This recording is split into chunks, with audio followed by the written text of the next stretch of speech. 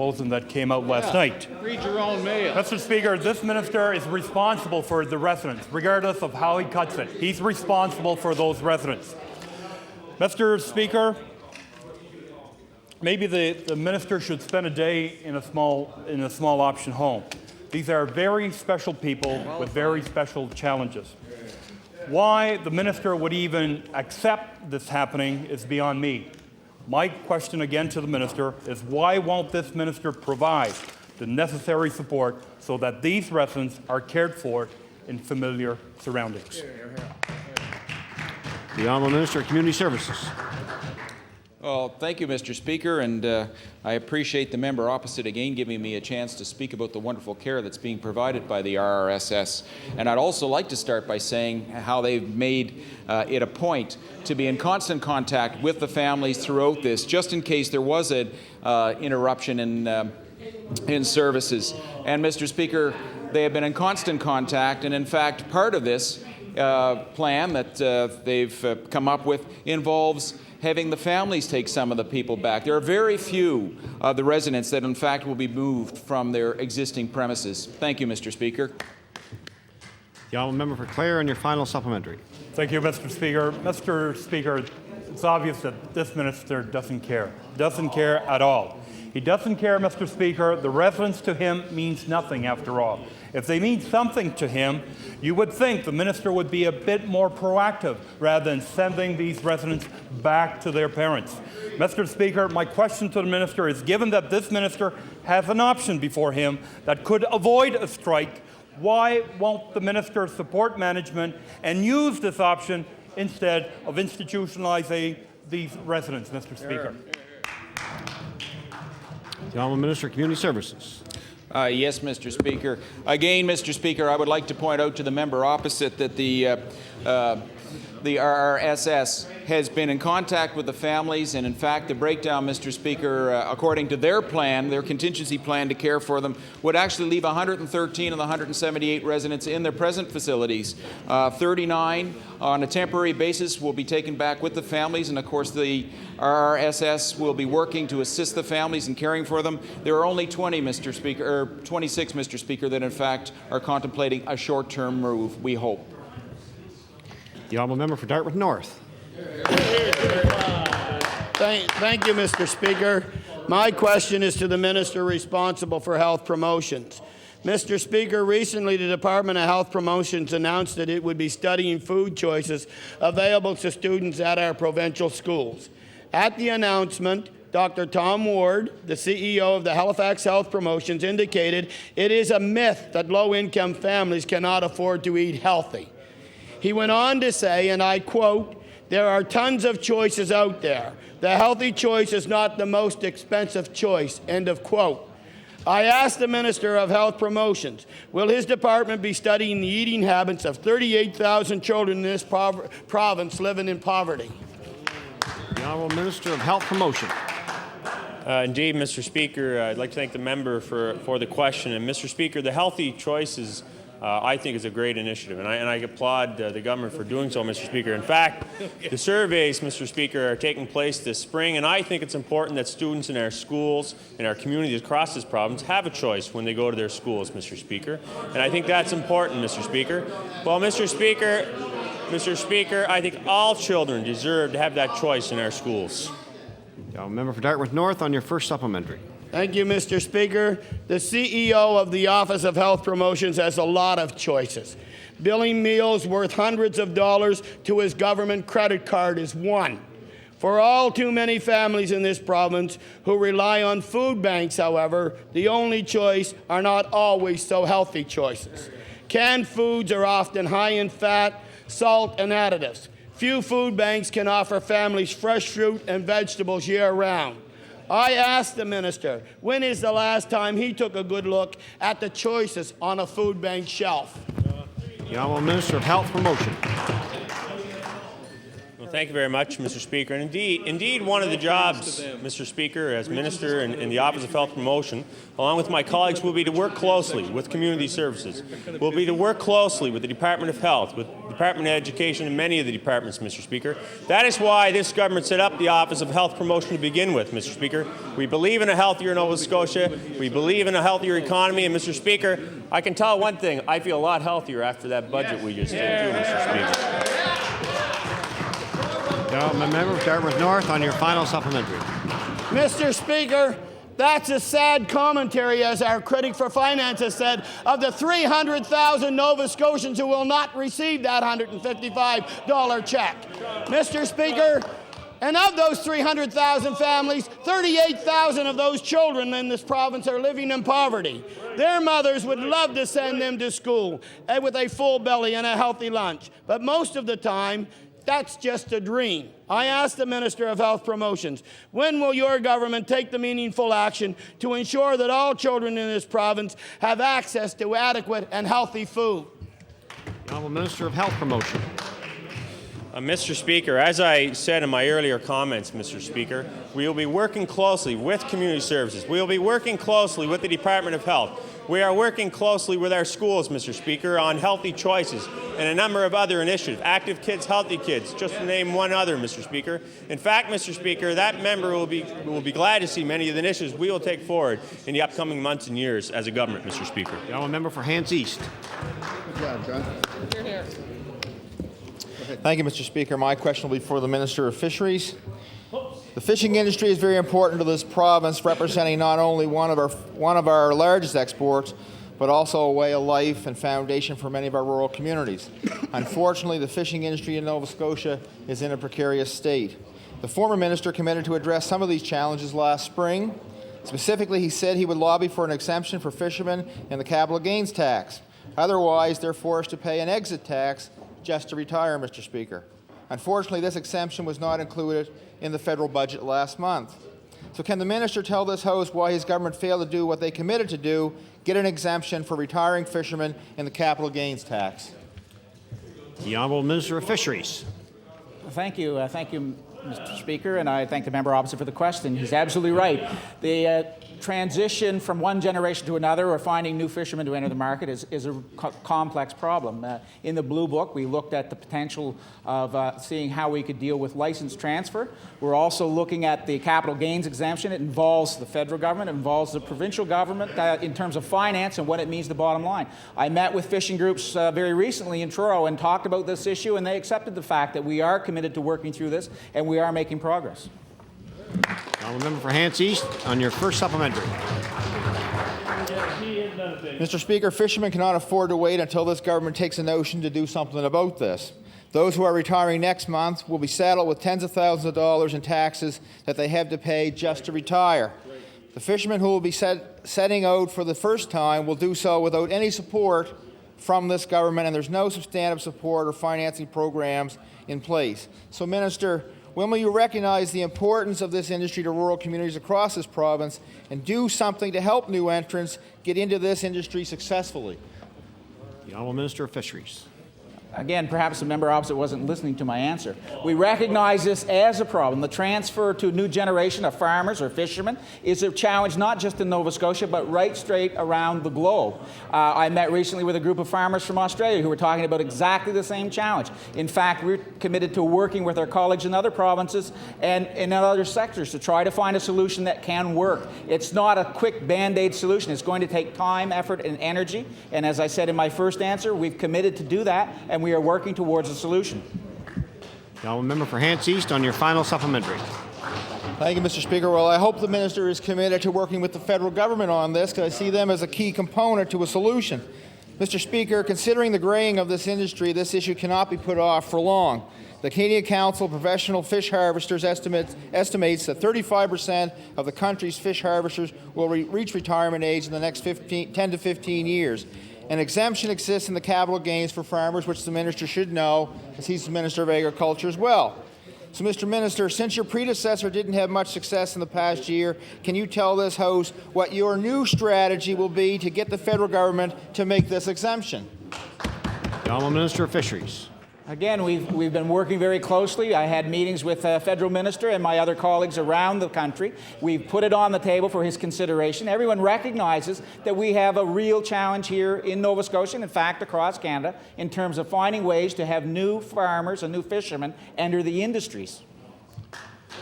The honourable member for Victoria. Thank you, Mr. Speaker. Mr. Speaker, since I started my preamble yesterday, I hope the Minister of Natural Resources will have a good answer for me, since he has 24 hours to work on it. Mr. Speaker, the Minister recently announced there will be two one-week moose hunting seasons in place of the single. Please. Very difficult to hear the honourable member. The honourable member for Victoria has the floor. Mr. Speaker, to the Minister of Natural Resources. The Minister recently announced there will be two one-week moose hunting seasons in place of the single two-week season which took place other years, with extra licence being issued. Mr. Speaker, I think it's a good measure. It's a good measure because it relieves the stress on the herd. Many law-abiding hunters have played a key role in conservation of both the deer and moose herds. My question to the Minister is, will the Minister table in the House statistics which show the deer herd is healthy and does not require further conservation measures? The honourable Minister of Natural Resources. Thank you, Mr. Speaker, and I thank the honourable member for the question. I know the honourable member who served in the capacity of Natural Resources as Minister has the same concerns for the deer population as all Nova Scotians, and certainly as this government. Historically, Mr. Speaker, the honourable member knows that the deer herds do fluctuate periodically. Mild winters or tough winters have a direct bearing on the herd itself. Mr. Speaker, the antlerless deer permits that will be issued in this year will be based on research from the effects that the past winters had on the deer herds. Statistics, yes, I can provide the statistics that the member wants. I will take that as notice and provide it. But it is important to know that every year the amount of permits are directly related to the condition of the herd, which is done as a result of a survey in the spring. Thank you, Mr. Speaker. The honourable member for Victoria on your first supplementary. Mr. Speaker, particularly in Victoria County, the deer herd faces severe pressures from a variety of reasons: disease, predators, and particularly predators. Can the Minister assure the House that the deer population is healthy and that the herd will continue as part of our natural resources? The honourable Minister of Natural Resources.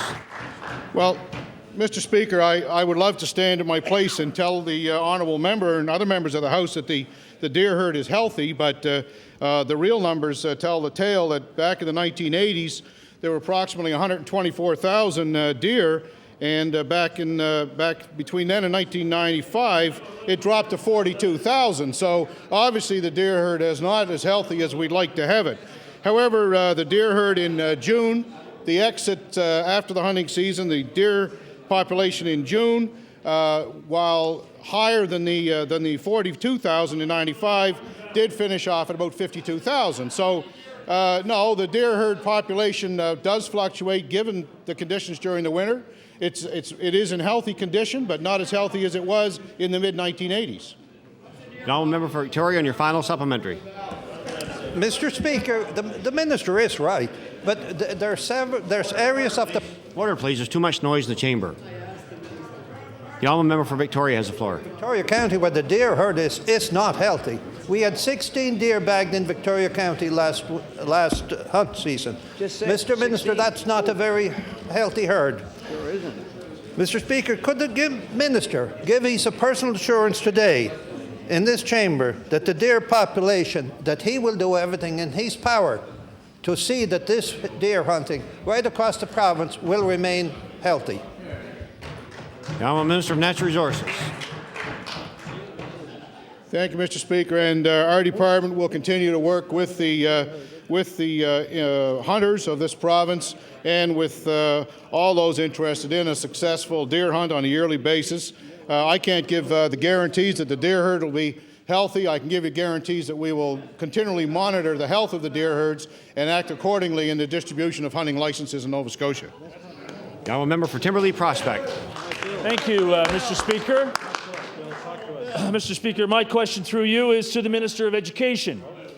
Today's budget talks a lot about winners and about focusing on helping people, like students who sacrificed to help balance this budget.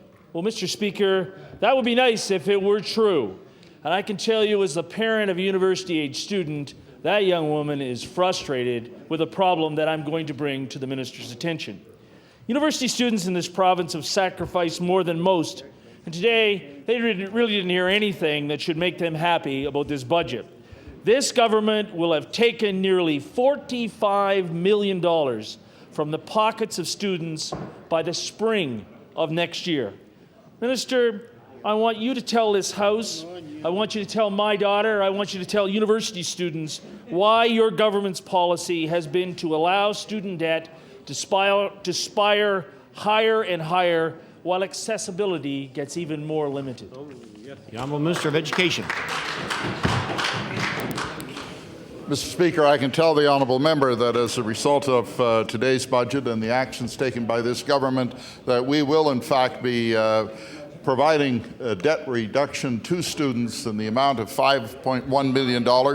And that, Mr. Speaker, is going to make a great deal of difference to those students who are successful in graduating from post-secondary programs in this province. Hear, hear. Now, member for Timberlea Prospect on your first supplementary. Mr. Speaker, university students, this MLA and this father, we know a platitude when we hear one.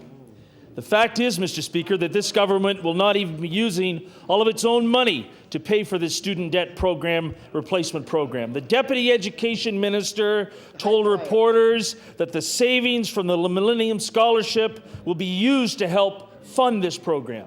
So my question to the Minister is, will you tell this House how much of the $5.1 million will actually be from the provincial coffers and how much is coming from the Millennium Fund? The Honourable Minister of Education.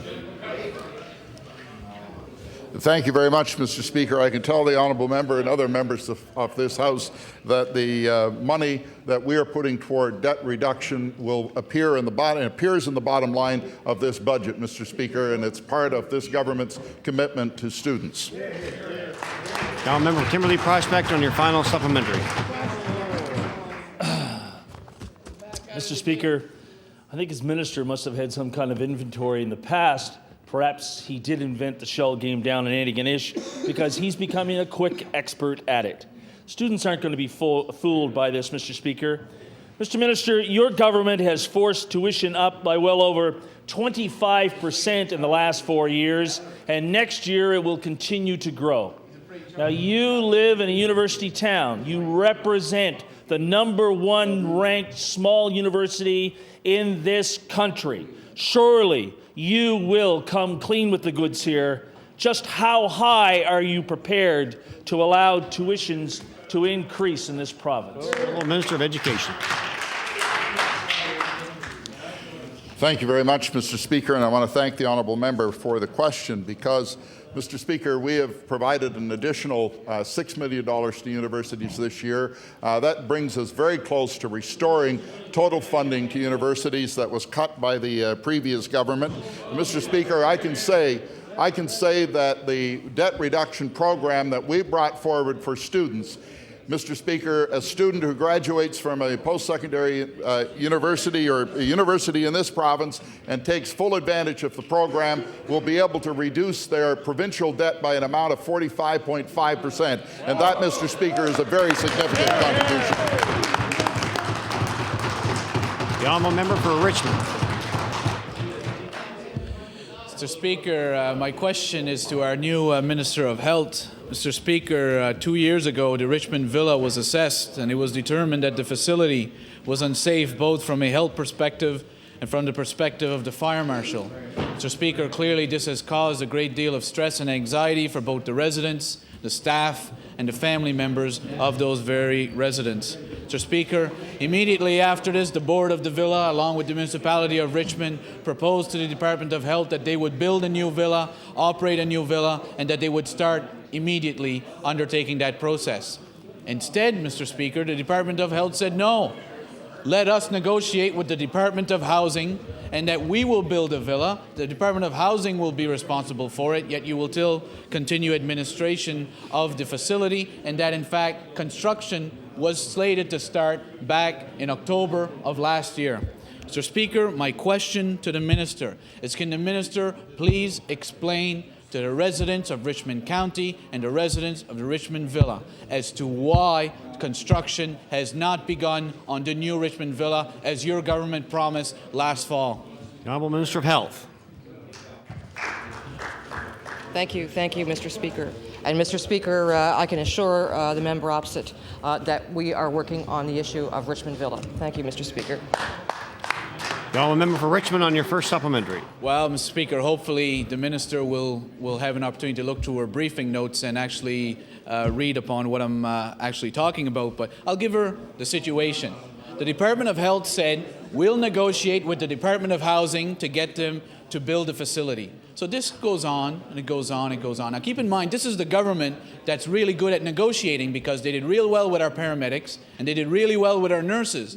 But to make it even better, would you believe that this spring, the Department of Health has announced that discussions with the Department of Housing have fallen apart, and they've failed to reach an agreement within their own government as to how they would build and run the Richmond Villa. My question again to the Minister is, how do you explain the fact that your government's own bungling of this file has caused the result that the villa will not be built anytime in the foreseeable future due to your government's bungling? The Honourable Minister of Health. Thank you, Mr. Speaker. And Mr. Speaker, I'd like to remind the member opposite that we have a great many healthcare priorities in this province. And I find it ironic that the member who spends all his time saying we should pay down our debt and not spend on healthcare now wants us to spend on healthcare in his own riding. Thank you, Mr. Speaker. The Honourable Member for Richmond on your final supplementary. See, well, you know, Mr. Speaker,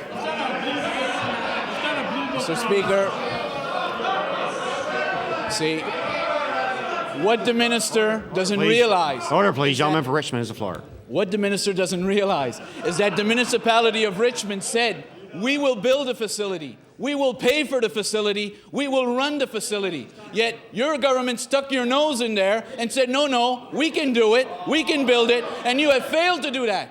So, Minister, had you stayed out of this in the first place, the county would have built the facility, they would run the facility, and the health and safety of the residents of Richmond Villa and the staff would now be safe and not be in question. I ask again to the Minister, will you commit today that the construction of the Richmond Villa will begin immediately so that the health and safety of the residents and the staff can be put to rest as soon as possible? The Honourable Minister of Health. Thank you, Mr. Speaker, and I will commit that we will be as fair to the residents of Richmond County as in spending of healthcare dollars as we are in every other county in Nova Scotia. Thank you, Mr. Speaker. The Honourable Member for Cape Breton Centre. Thank you, Mr. Speaker. Mr. Speaker, my question is for the Minister of Economic Development. Recently, he was quoted in media saying that the province is targeting 11 million tons of coal to be strip mined for the next 10 years to scurry up business for the Cape Breton Central Railway, Mr. Speaker. Now, we all realize in Cape Breton the viability of that railway and the infrastructures needed for the economy of that area. But, Mr. Speaker, I want to know from the Minister of Economic Development, would he tell this House the arrangements his government has made to permit massive strip mining in Cape Breton County? The Honourable Minister of Economic Development. Thank you, Mr. Speaker. I want to thank the member for the question from Cape Breton Centre. Obviously, I want to note one thing we've heard loud and clear around Cape Breton is the thanks and appreciation of people that have heard loud and clear the train blowing as it's bringing coal into the area as a result of our commitment and deal.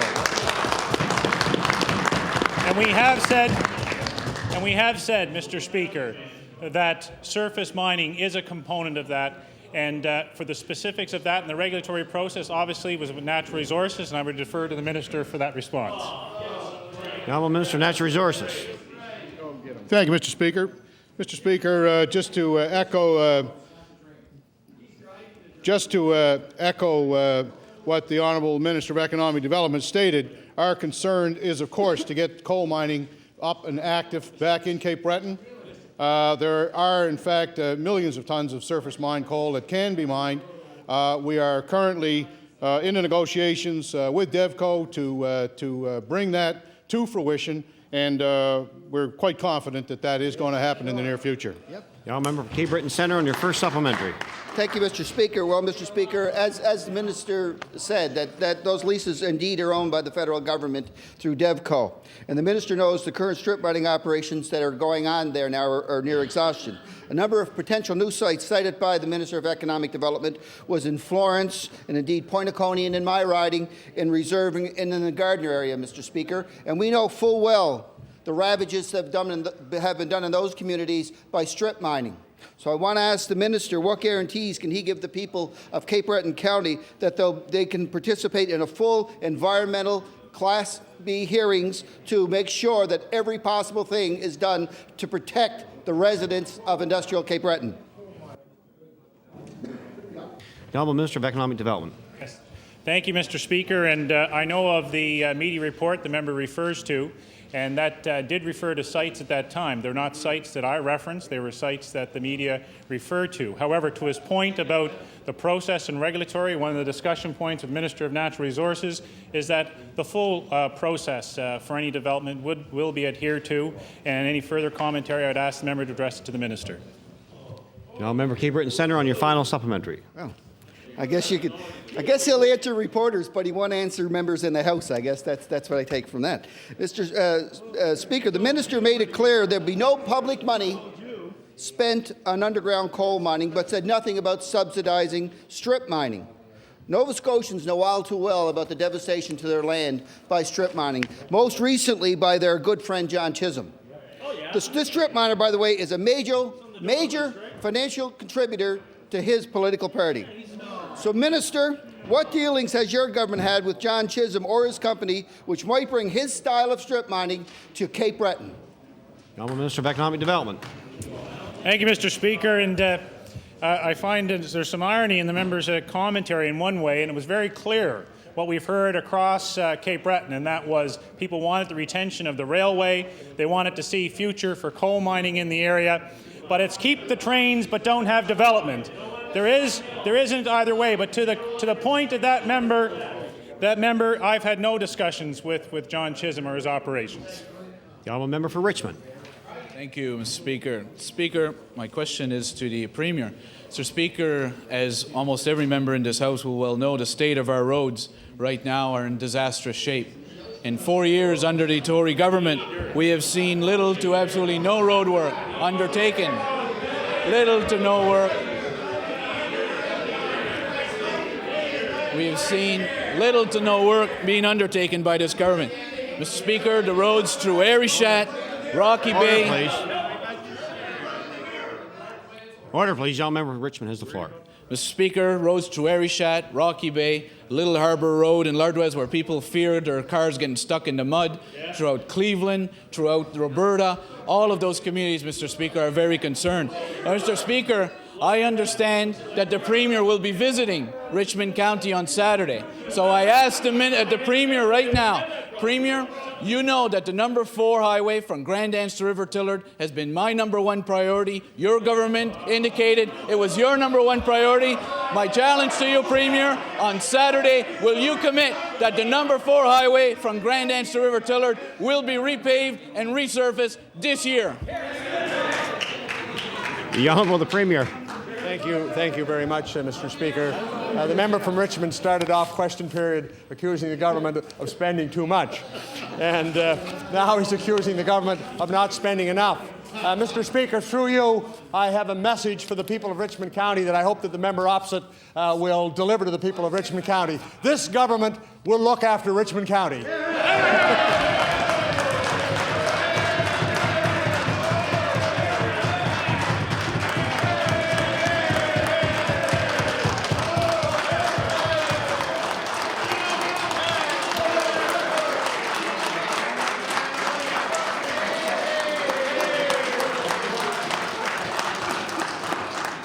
Order, please. Order, please. Time allotted for question period has expired.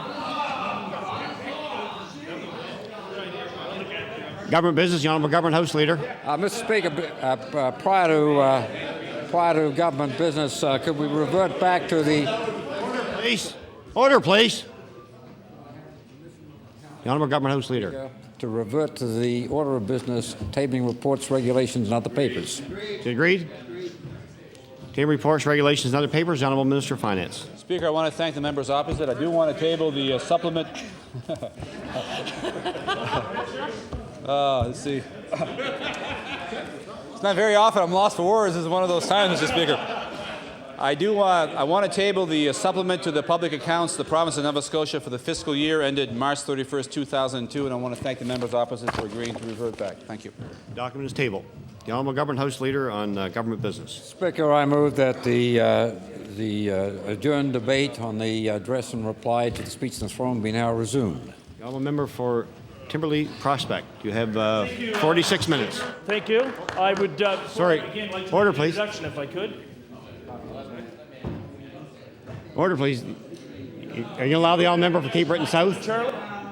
Order, please. The Honourable Member for Cape Breton South has the floor. Thank you very much, Mr. Speaker. Mr. Speaker, in the gallery today we have with us a distinguished Nova Scotian, a former member of the legislature here in our party, and a person who has contributed much to life in his own community and also contributed much to the legislature when he was a member, as some members of the New Democratic Party would attest. I refer, of course, to Charlie McDonald, who's visiting with us here today from Inverness.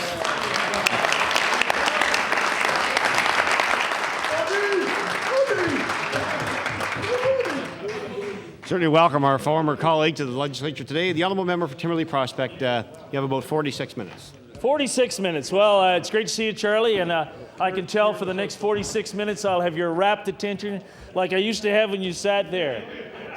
It's great to see you, and it's great to see you. And if you stick around for 15 minutes, I'll have to have a few stories with you for sure. It's great to have you back in the gallery, not necessarily in the House, though. Thank you, Mr. Speaker. I know that members opposite and the members of the third party are always concerned about the negativity of the member from Timberley Prospect. And the earlier comments that I had made, I wanted to bring to the particular minister's attention a couple of concerns of my constituents. And after I get rid of these concerns, I'll turn to something positive. So I just want members to stay tuned for a few moments anyway. But, you know, I think the number one way to get the attention of a minister in this government is to show him some pictures. And so again, Mr. Speaker, I'm going to table these, if I may. And these pictures are, of course, a number of vehicles that are stuck, buried to the axles in a growing subdivision of McDonald Lake Road, where these people who live in this growing subdivision continue to have to put up with these terrible roads. And I would like to thank Ray Bowie for those pictures. If a picture is worth 1,000 words, Ray, maybe we will eventually get around to some kind of clear priority list when it comes to paving projects within the HRM and within this province. However, I also want to point out to you, Mr. Speaker, that I have a wonderful piece of correspondence from Arlene Viscount. And Arlene has sent me an email, and she poses this question that she wants me to bring to this government's attention.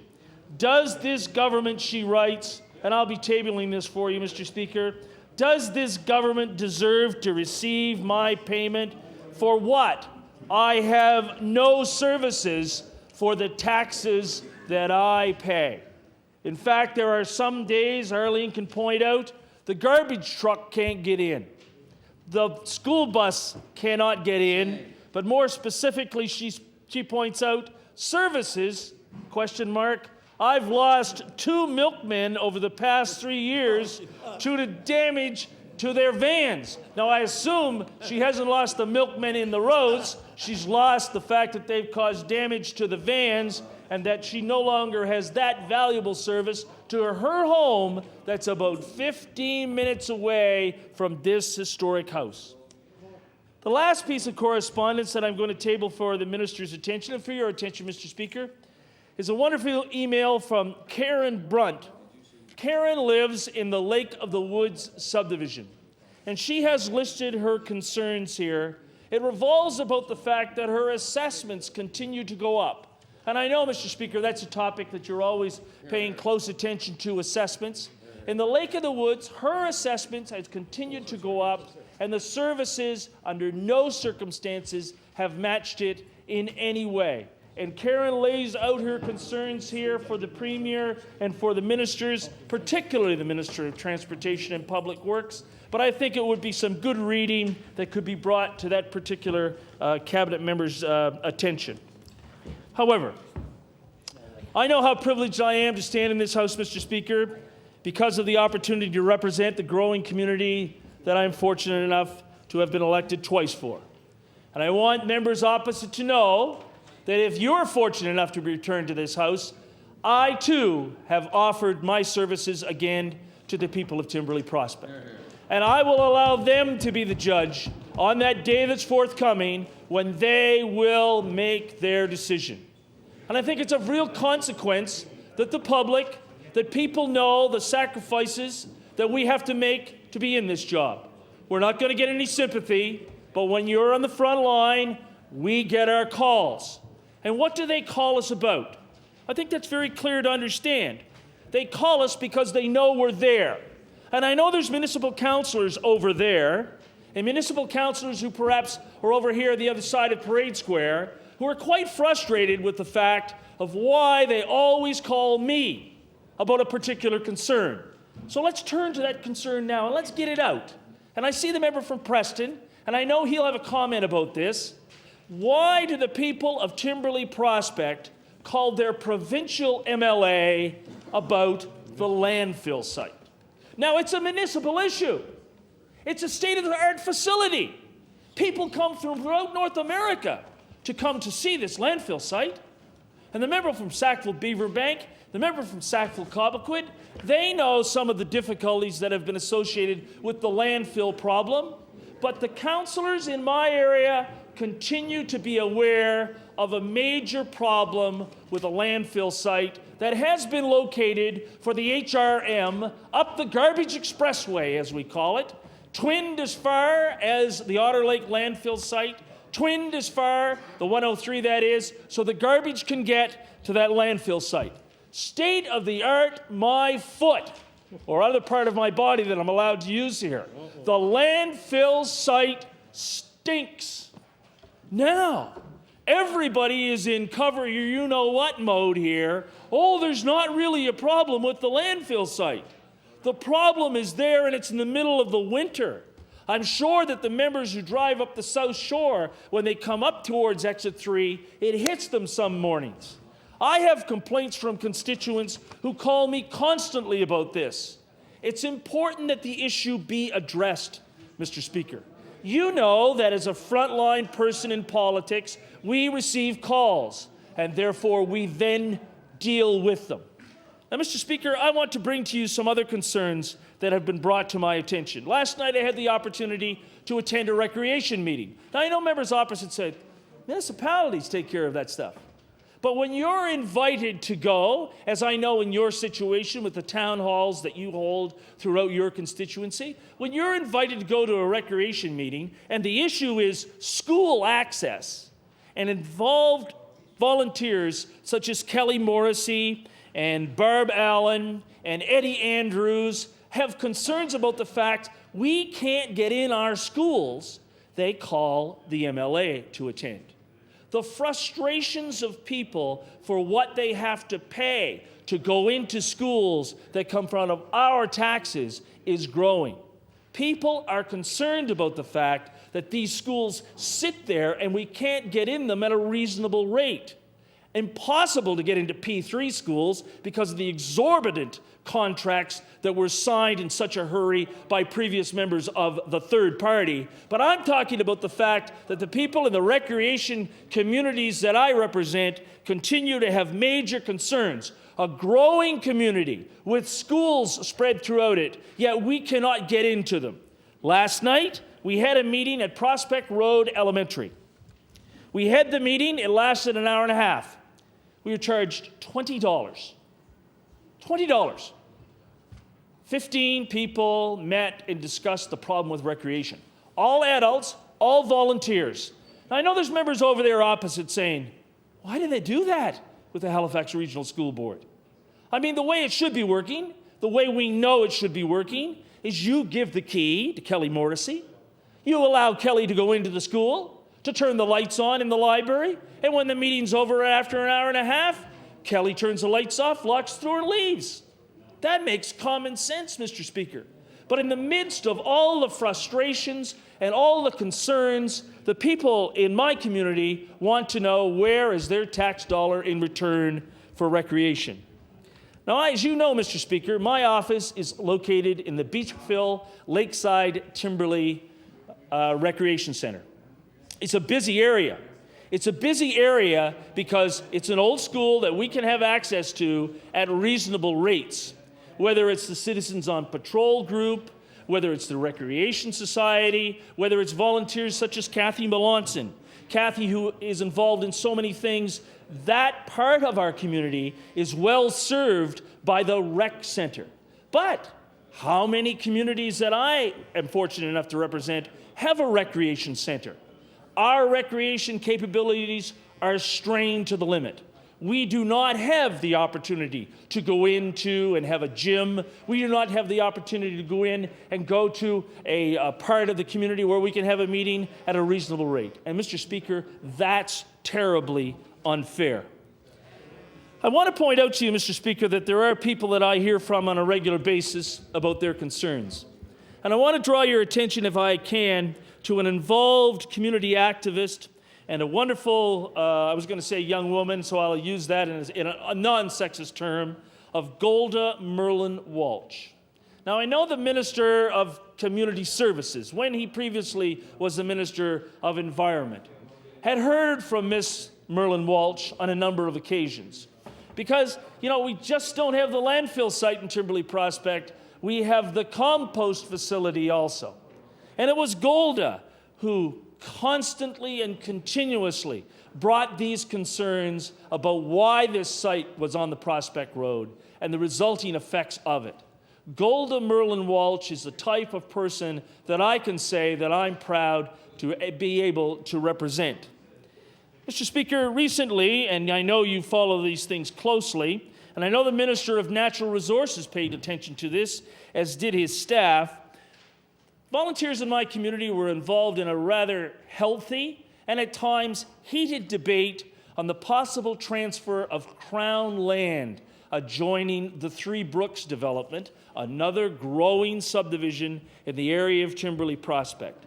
I want to thank and draw the attention of the House to the members of the Woodens River Watershed Environmental Organization and the Three Bridge Wilderness Heritage Trust. Those two organizations, along with Mr. David Bryden, held a community meeting that was overwhelmingly attended. It was decided that this project would not go ahead by the members of this environmental group that I mentioned. And Mr. Bryden, to his credit, has been upfront and open about why and when he wanted these plans to go ahead. That's a concern we always hear about in our growing communities, Mr. Speaker, as you know. Developers come, developers go. But do they have a vested interest in the community? The houses pop up like mushrooms in the middle of the night. The services are not there in place. The schools are certainly not there in place. It is not my time, however, to point out in a negative way developers who've taken and run. In return, I want to acknowledge Mr. Bryden. I also want to acknowledge Cameron Sleep, who is the developer for Haliburton Hills and Haliburton Heights. Mr. Sleep, and I know you know that's a famous name in boxing circles in this community, Mr. Sleep is a developer who lives in that growing community of Haliburton Hills. I want members opposite to know that there are over 650 homes in that development. 650 homes in one development. And the concerns? Well, let me bring a concern to your attention. You come into the front part of Haliburton Hills. Of course, there are two entrances for safety reasons. And you come in through the paved section. As you continue to go into the part that was recently added, it turns to gravel. Yet, because after amalgamation, you drive on into the subdivision, and if you're thinking of the geography, Mr. Speaker, you're coming off the Hammonds Plains Road on the right, and you're headed back to Timberley parallel to the 103. By this time, you think you're probably back in Timberley. You're close. But now you're on paved roads again. So you think of the continuity of the service of the men and women who drive the equipment in the Department of Transportation and Public Works. They come in there, they have to because of the type of gear that they use. They plow the first part of Haliburton Hills. When they come to the gravel part, they lift the plow because they don't have the right gear with them. They don't have the grader. They lift the plow and go further in to the paved part where they drop the plow and go again. Now, if there is any kind of common sense decision to determining priority lists for paving within the constituency of Timberley Prospect, it has to be in growing subdivisions such as Haliburton Hills. Growing subdivisions that I've met before of McDonald Lake. Growing subdivisions like as you come into Three Brooks Drive. That's the concern that the residents of my growing communities want to have. They're willing to pay their share, Mr. Speaker, when it comes to taxes. They're willing to pay based upon the fact that their assessments have increased by various huge percentages year after year. But in return, Mr. Speaker, they want the basic services of plowed roads, safe roads, and roads that they can use year-round. I brought to your attention earlier, and I was just bringing it to your attention at the hour of interruption earlier, of the airline pilot, Jim McMullen. Mr. McMullen flies these airplanes all over this continent and all over this world. He returns in the middle of the night some evenings to return to his home in Haliburton Hills. If there's been a snowstorm, Mr. Speaker, he can get as far as the subdivision. This is the same subdivision that has 650 homes, but he can't get in the subdivision because there hasn't been a plow there. And Mr. Speaker, I want to make something clear. Under no circumstances am I pointing a finger in an accusative way under any circumstances at the operators of the Department of Transportation equipment. They don't have the equipment. They don't have the gear. They don't have the resources. Year after year, new kilometer after new kilometer continues to have new home after new homes built upon them or built beside them in the constituency of Timberley Prospect. And in return, we have the same number of plows. We have one grader. And I know the member from Halifax Atlantic has brought this to the concern of the Department of Transportation. I know the member from Chester St. Margaret's has brought the same concern forward also. We have one grader that will cover everything from Hubbard's to Sambro. And I want you to know, Mr. Speaker, people are frustrated with that level of service. On the topic of frustration, and I see the past Minister of Education there, and as I said earlier, and I know that I think she actually received a bit of a standing ovation when I had said this before. You know, I already miss that member as the Minister of Education.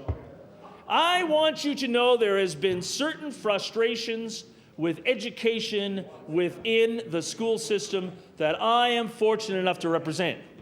I know that that minister has heard me speak at length about teachers and their contribution, and I know she's also said to me, I don't want to get into a private conversation, I gave up all the positives of being a school teacher and an athletic coach to be the MLA for the area. Well, you take a little, you give a little, it's a positive experience in one way or the other. But I want members opposite to know that in a growing community, how the parents, the high school students, and of course younger children, but I want you to know it's mainly high school students that I hear from, Mr. Speaker, and past students who are current parents in the community, the level of frustration that they have with getting a straight answer from anybody on the Halifax Regional School Board. We saw it last night. We wanted to know, at the recreation meeting on the Prospect Road, Mr. Speaker, we wanted to know exactly how much money was taken in by rent in these schools. Haven't got that answer. Can you get that answer? I'm new at the job. I'll have to get back to you. So we are going to make sure that that information is forthcoming. The one thing that parents want to have, parents want the clear goods. They want the clean goods. They want the truth. They want a level of service, whether it comes to early immersion, whether it comes to having the ability to be able to take your kids on field trips, that is across the system. Because, Mr. Speaker, as you might know, we live within the HRM. But people don't understand, and I have never understood, as a school principal, why there's different levels of service. Oh, the response is, you live or teach school in the old county. What's this old county stuff? I live within the HRM. Therefore, if my children were of an age, how come there isn't early French immersion in every community, in every part of this system? Why is there that different level of service? I can tell the previous Minister of Education, and she is well aware of it, that it is of real importance that the school boards across this province continue to deliver a level of service that's acceptable. However, and of course there's a however, I know the MLA from Citadel is paying rapt attention to this. I also know what each level of donation from the provincial government is across this system. And I know that within the HRM, we receive much less per student than other parts of this province. Now, I'm under the impression there are members opposite over there. The member from Queens particularly gets concerned on occasion with some of my comments. That old divide and conquer mentality of Halifax gets everything. Well, let me tell you, Timberley Prospect is not Halifax. Peninsular Halifax, Dartmouth, we're talking a different set of rules when it comes to road maintenance, to school delivery, to recreation. It has been said many times that if you live in the old county, well, you live out there, you expect that different level of services. Mr. Speaker, there's one taxpayer, and one taxpayer knows that when he or she calls and wants answers, whether they're talking to a school board member, whether they're talking to a regional councillor, the MLA, they want to know where their tax dollars are being spent. So, Mr. Speaker, I have a few more comments, and then I'm going to wrap up my comments because I know that members opposite get a little concerned with some of my rhetoric on occasion. However, there's a concern that I always hear about there is a priority list. I have heard so many excuses about priority lists. Is there one or not? Recently, in front of public accounts, I wasn't in the chair at this time, and I had the opportunity to ask some very direct questions to the members of Sports and Recreation. And I can tell you honestly, I feel sorry for the people in Sports and Recreation. They've been downsized, they've lost staff, they're going to get swallowed up by health promotions, they don't have any answers, basically they don't have any budget. They're not even players at the table. They're not players at the table when it comes to such things as whether we'll ever have a stadium. The question was, well, that was the answer. It couldn't really be answered that day in front of public accounts because they are not players at the table. But is there a priority list when it comes to recreation facilities? Is there a priority list? Does Sport and Recreation have any say on it? The people on the Prospect Road are looking for recreation. They're looking for an arena. The people in St. Margaret's Bay are looking for an expansion to their arena. Do you know that in ice surfaces in the riding of Timberley Prospect, Mr. Speaker, there are children who play minor hockey in that organization, TASA, T-A-S-A, Mr. Speaker. They have never played in their home rink, which is the St. Margaret's Arena in Upper Tantallon. They've never played in it. They play at St. Mary's. They play in Chester, but they do not play in their own rink. So you say to the people involved in the decision that you would hope the members of the Sports and Recreation Commission would be consulted. You would hope. Tell us about the priority list. Well, is there a priority list? Well, no answers forthcoming. So there's your first priority when it comes to any kind of concerns about priority lists. So let's talk a second priority list. Let's talk about the priority list for school constructions. Now, I think I understand this one. As a school teacher, I was aware of the fact that the regional school boards put a priority list into the department. And based upon those priority lists, certain work was done, whether it's new schools or renovations, but certain money is made available.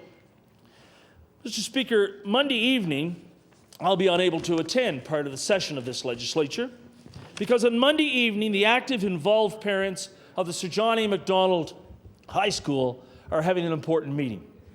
Our students are back at Sir John A.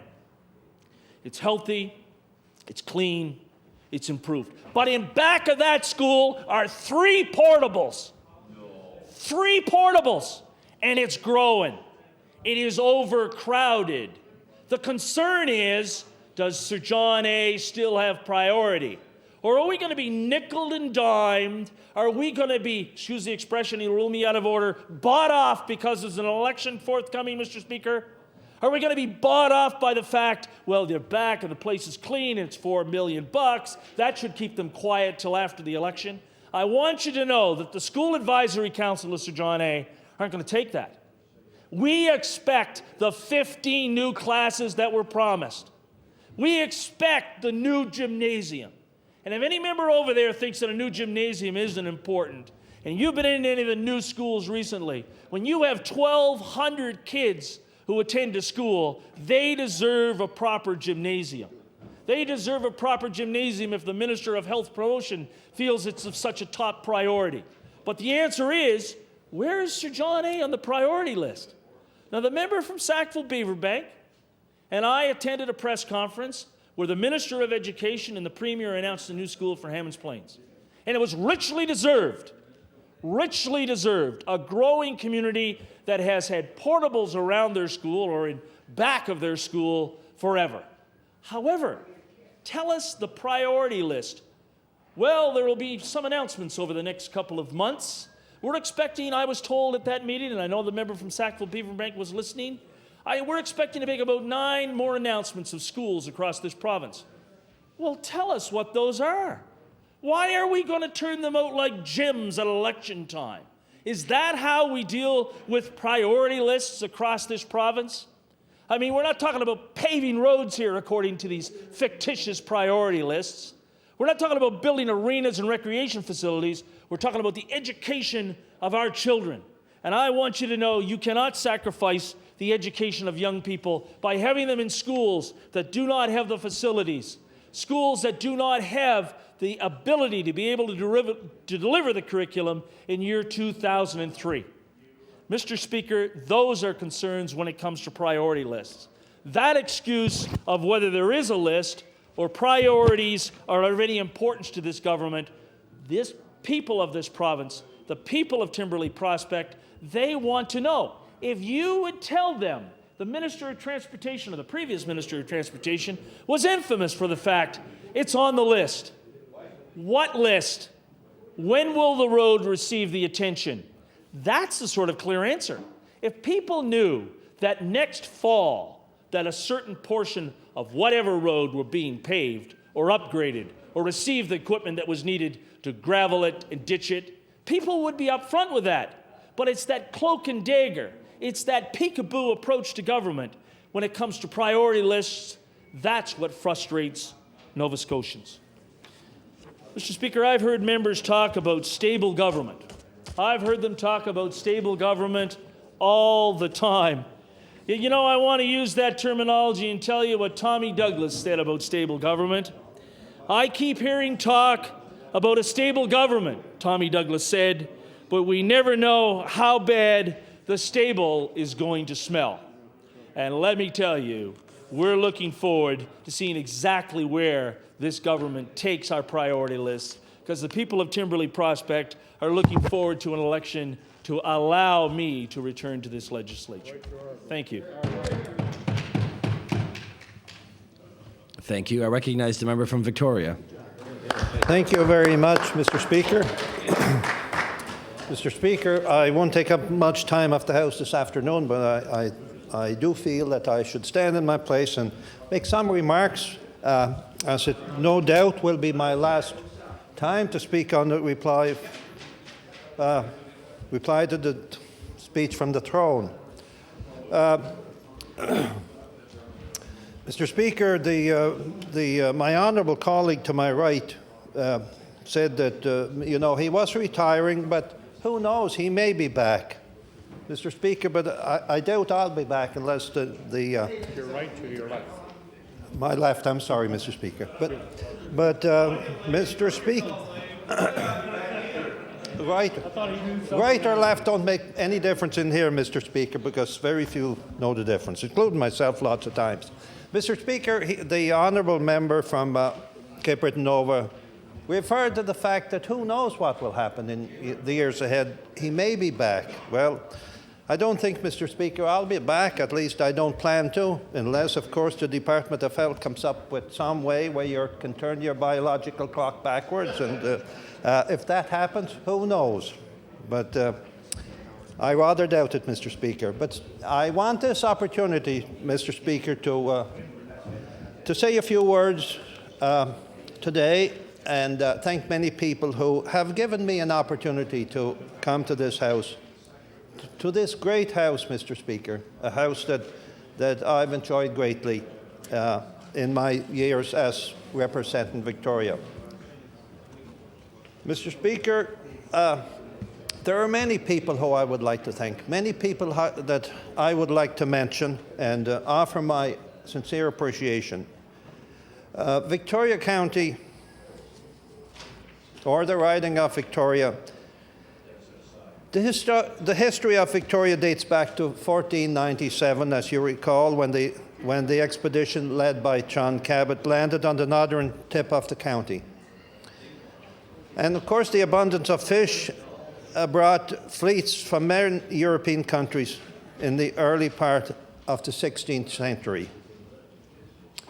Mr. Speaker, after 1746, the Highland Scots began to settle in the county. And Mr. Speaker, by 1871, there were 11,000 settlers in Victoria County. Fishing was by far the most prevalent occupation, although some farming, but fishing was what brought many Europeans to the county. Mr. Speaker, when I was first elected in 1988, I was elected as the member for Victoria County. And of course, I was the last member to represent that riding as Victoria County. In 1993, it was known as the riding of Victoria. Then, Mr. Speaker, what happened last year due to the reviews of the Boundary Commission, Victoria County was indeed chopped up drastically. Back in 1988 to 93, Meat Cove, the little village of Meat Cove, which is situated on the farthest northernest tip of Victoria County, was part of that riding. Now, Mr. Speaker, I'm sure the member for Inverness would know how difficult it is to get to Meat Cove from Inverness County, but that has been changed, and the northern part of Cape Breton Island is now in Inverness County. Mr. Speaker, it's a wonderful riding to represent, wonderful people, and indeed I will miss that when the election is called, and I will move on to other things. Mr. Speaker, there are many people I want to thank for my success, or I guess many people would call it a success, and indeed I consider it a huge success. And I think first of all you have to consider and think about what your family goes through, particularly my wife, who was a partner for the full 15 years that I've been here. and of course, all of your families and everyone's family. It plays an important part of the success of any member. Now, Mr. Speaker, again, when I make reference to the member sitting on my left, he made mention of several people on both sides of the House, and he did mention the member from Hants East, who I agree is just a super individual, and I don't single him out any more than anyone else, but from that party, Mr. Speaker.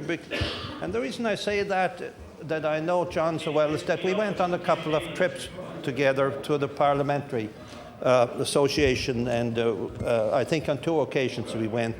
And probably, Mr. Speaker, if there were other members from that party with me, probably I would have appreciated their company as much. But Mr. McDonnell was a super individual. And there are many members that I recall who I've enjoyed their company so much, and few of them that come to my mind very quickly was Jack McIsaac from, I think, Pictou Centre. There was never a dull day in the House when Mr. McIsaac was in his jovial mood, as he was most days. And of course, Jerry Lawrence was also a great entertainer. And some people too, Mr. Speaker, on our side, and I recall the great friendship I shared with the late Ross Bragg, the member from Cumberland South, who passed away at an early age. So, Mr. Speaker, reflecting on my years here, there are many. I will have many fond memories of those years in the House, and no doubt, to some degree, it will be missed. But, Mr. Speaker, there comes a time when all of us must look at our past and look at the future and decide what is best for yourself and your family.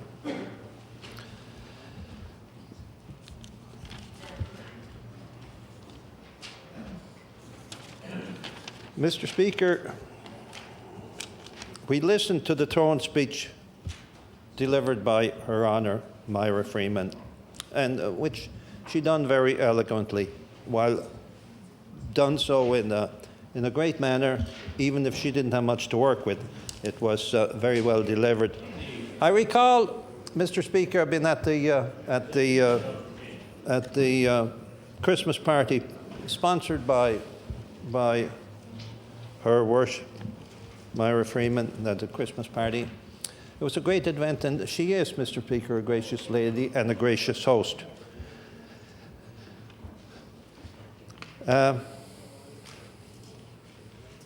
Another individual who I want to thank today was the former Premier Russell McClellan, who has given me an opportunity to serve in Cabinet for a short time.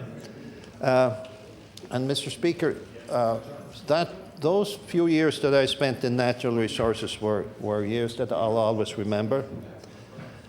Mr. Speaker, worked with wonderful staff, and I'm sure the Minister from Cumberland North will attest to that. There's great staff people over there, Mr. Speaker, and it was a delight to work with them.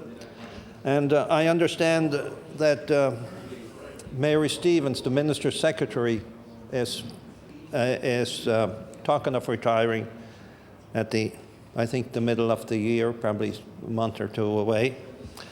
And Mr. Speaker, if there was ever a secretary I think that a minister would dream of having, it would be Mary Stevens. She was just a super individual. I think she was just a tower of strength to the minister. So I'm sure Mary will be missed from that department when she moves into retirement. Mr. Speaker, we'll talk for a few moments about the budget that was tabled today. And I think the member from Fairview used a good line when he says, "Who do they think they are kidding? Or who do they think they're fooling?" But, Mr. Speaker, we'll see as time moves on, and we will, I suppose, sometime in the summer, move into an election. We will. I think it would appear, Mr. Speaker, that they are in an election mode, and I think we will see something happen, something come forward sooner rather than later. Now, Mr. Speaker, we all remember back in 1999 when this government was elected and elected with great fanfare. And indeed, I will be no different. I will have to refer to the Blue Book for some lead into some of the things, a few statements I want to make relative to the budget. But I want to read from a copy of the Blue Book. A few lines I want to bring to the attention of the House. And this is the Premier. The Premier, when he's addressing what he tells us in the copy of the Blue Book. I believe leadership is about setting a clear course. It is about offering hope and optimism. Leadership is having faith in Nova Scotians and a plan to lead our province into the next century. It's fine so far, Mr. Speaker. Leadership is about building on our history, the people and the strengths of our province, about providing a better tomorrow for young Nova Scotians, security and respect for our seniors. It's about all Nova Scotians having opportunities if they are prepared to take advantage of them. I believe that political leaders must be honest with people about what they can and cannot do. They must see government as a responsibility and opportunity to serve their province. The current government has shown time and time again that it's not competent to govern. Clearly, it has lost the confidence of Nova Scotia. The Liberals have shown they do not trust Nova Scotians with the truth. Now, this is the line I like, Mr. Speaker. Last year, the Liberals said the budget was balanced and that health care was in good shape. Now they want to mortgage our children's future. Now, this is what the Premier is saying about the former government. They want to mortgage our children's future. Now, that's quite a line, Mr. Speaker, because if we ever seen, since 1988, when I first came here, back to the same promises. And I think if there was ever a time, it's today when the future of our children is put in jeopardy. In healthcare in 1999, John Ebb said that $1.5 billion was enough to deliver high-quality healthcare in Nova Scotia. $1.5 billion was enough. How did you do? Today, what does the healthcare budget stand at? $2.2 billion and rising. And the quality of care is worse than it was 5 years ago. Nova Scotians have longer waits for diagnostic services and for surgeries. Today, Nova Scotians lie on stretchers outside crowded emergency rooms. In the Waterford, Nova Scotians worry that they might lose their emergency room altogether. Many places in Nova Scotia, many communities can't find family doctors, and indeed Richmond is one example.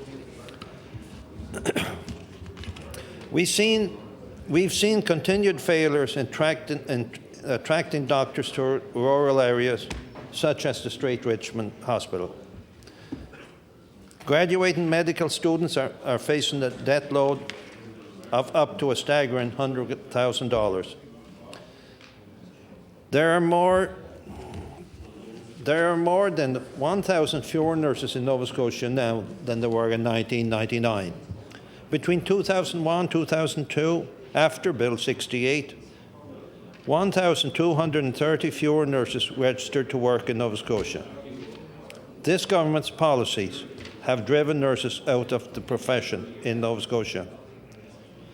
Wait times have increased for general surgery, neurosurgery. People needing orthopedic surgery have had their wait times increased by more than 14 weeks, up to 29.5 weeks, some more than 7 months, from 2000 to 2001.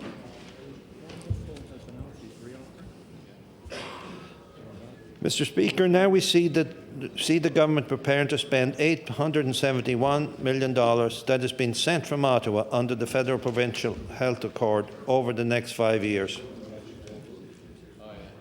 The Minister of Health went to Ottawa with a mandate for Nova Scotians to fight for more money, needs-based rather than per capita funding.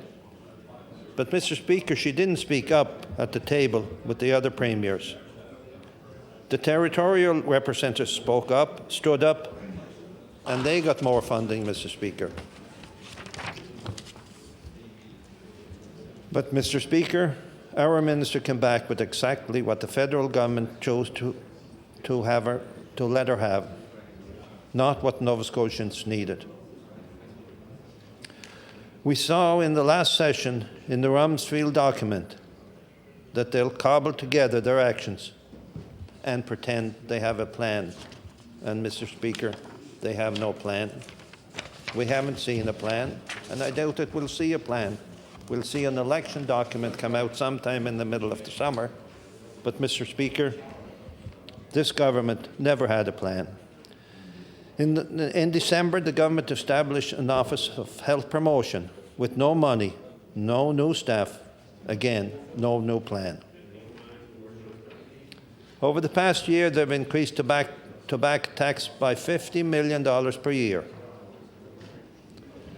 And they put back, off that, Mr. Speaker, they put $1 million in to support Nova Scotians who want to quit smoking. In this province, Mr. Speaker, we have the highest rate of death from respiratory diseases.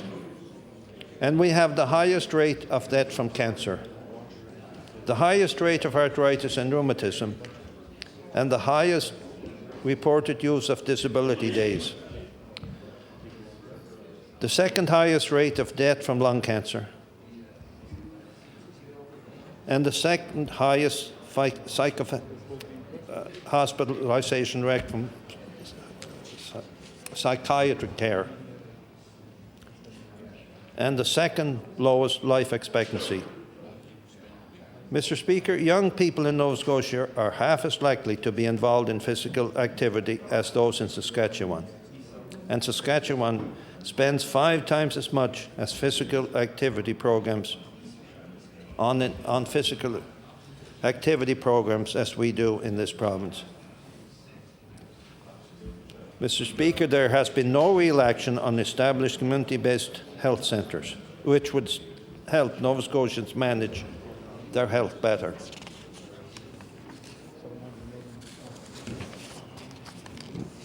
Mr. Speaker, just want to briefly touch on the healthcare system in Nova Scotia and how it's failing our students. Students are failing math and language. In 2001, Nova Scotia students ranked 13 out of 13 jurisdictions in junior high mathematics.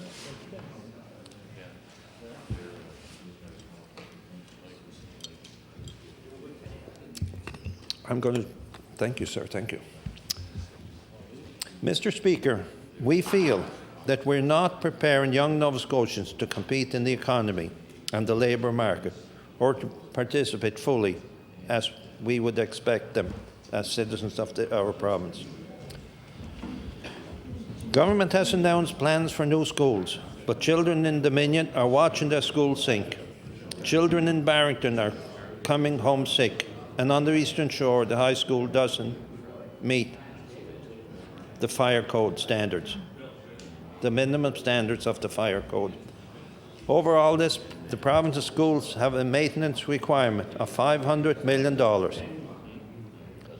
In the HRM, students fear the loss of the music program because the school board doesn't have enough money to ensure they can meet program needs.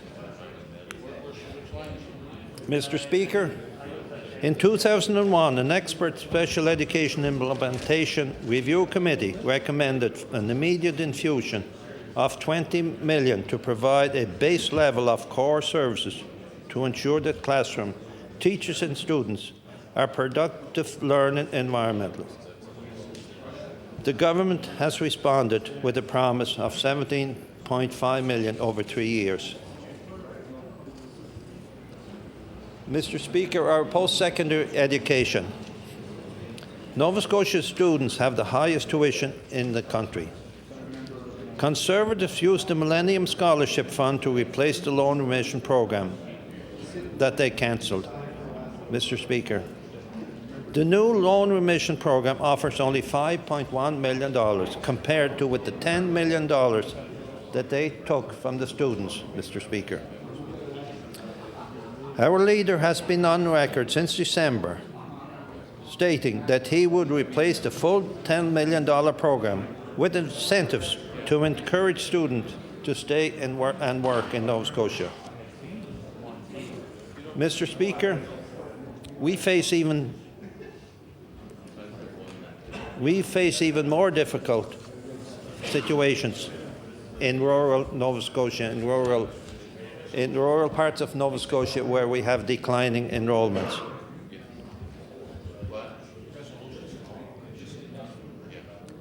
No one student who has incurred the debt this year will benefit from this plan.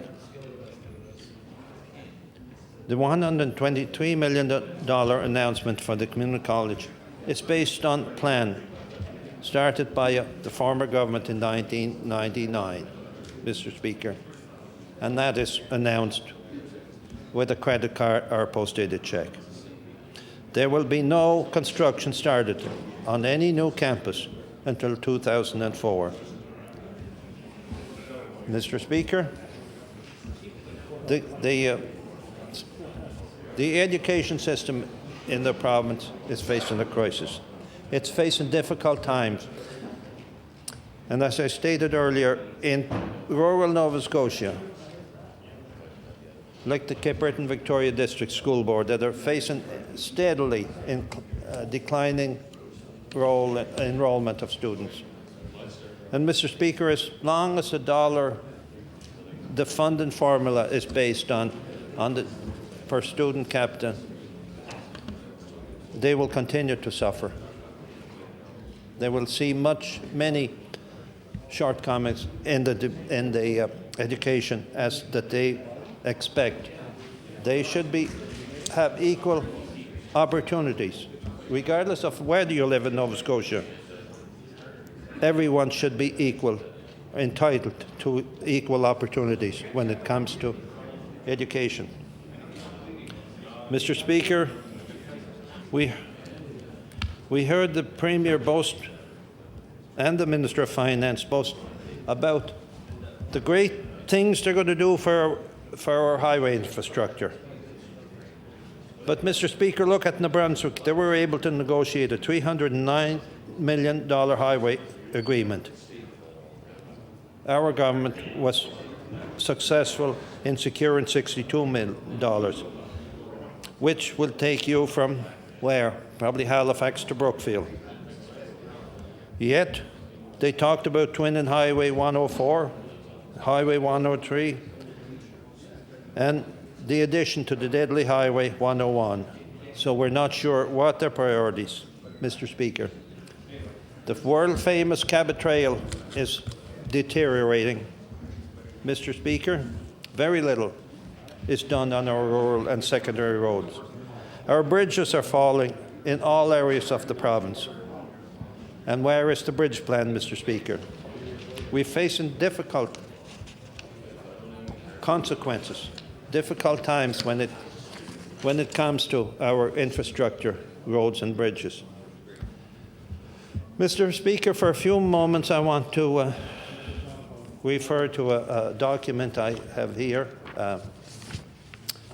And indeed, we're talking again about leadership. And this is an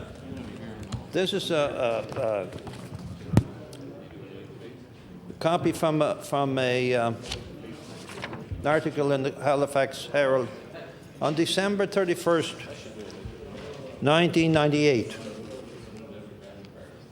And it says, Tories waffle on ham. This is quite an interesting article, Mr. Speaker.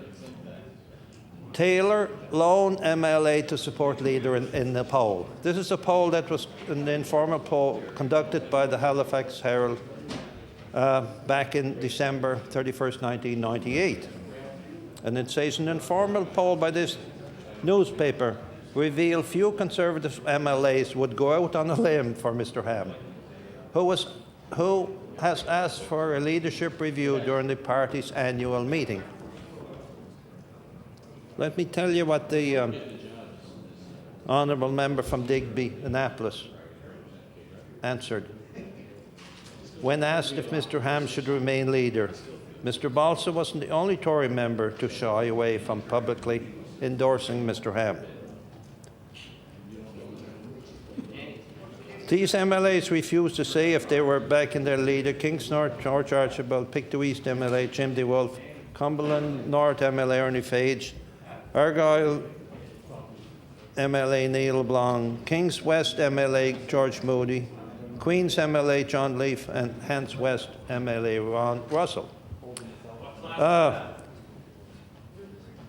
I won't be out there campaigning for or against, said Mr. Moody, who supports Mr. Ham's request for a review. But I like the next line. The only Tory member to immediately voice his support was Maverick Brooke Taylor, MLA for Colchester Muscogobet Valley. Now, I'm not sure, Mr. Speaker, if that was before or after the telephone conversation. But, Mr. Speaker, I do want to give the honourable member from Colchester Muscogobet Valley credit. He's a great MLA, Mr. Speaker. He represents his constituents well, and he speaks his mind. That's one thing we can say about the honourable member from Colchester Muscogobet Valley. So with that, Mr. Speaker, I will bring my few remarks to a close. I went longer than I expected to, but I don't. No, Mr. Speaker, I don't think I'll read any more from this. I don't think it's the time and the place. But, Mr. Speaker, I thank you for the opportunity to say a few words in reply to the speech from the throne, and we might be back another day during the estimates on a number of departments. So with that, Mr. Speaker, I'll take my seat and turn the floor over to another member.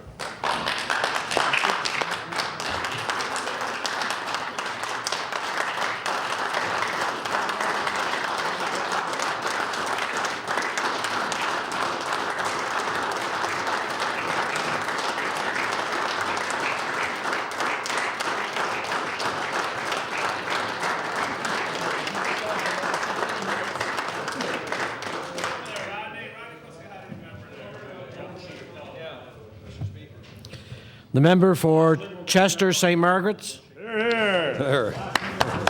Well, thank you. Mr. Speaker, it certainly has been a milestone today, and it's very nice to hear the member from Cape Breton, Victoria. Possibly might be his last speech in this House. Certainly wish him all the best on the throne speech, that is. And certainly,